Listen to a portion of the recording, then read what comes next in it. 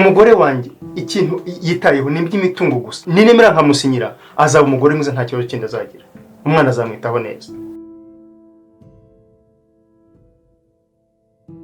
nawe urebye iriya famiye rwose sizisigaye yarahindutse. Ushaka umugira uwa kabiri cyangwa ushaka kubihabara ryanjye? Nakubwiye ngo ntabwo mbyitayeho nyuma yo gufite umugore. Ikindi ntabwo nagusabiye kugira umugore wawe. Wowe ni Amanda ndabahaze. What are you doing? Man, buriya mbona Amanda hari ibindi bintu ashaka kuri Rwema. Mbona atari gusa. Ariko ndagusabye utazambabariza umugore kuko kwiza aya masaha ubu ni umwere.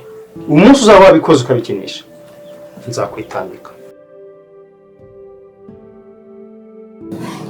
Zishirira tuzabakora Rwema kugeza ryari? cyane ko njyewe mbahora hafi mpora mbacunga. Shambona nta kintu bitayeho hasi tukabarya amafaranga. Oya, amafaranga dufite ntago kuriye kuba ndahanga.